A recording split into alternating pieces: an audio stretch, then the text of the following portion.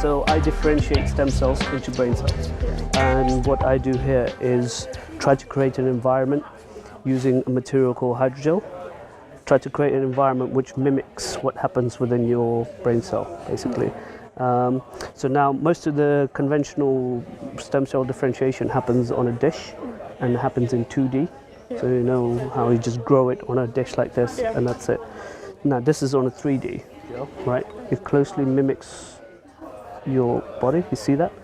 So it creates a 3D ball, 3D structure, or it creates, if you press it long enough, it creates a strand, you see?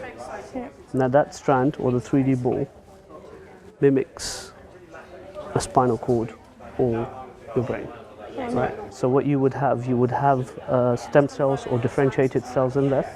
They interact with each other.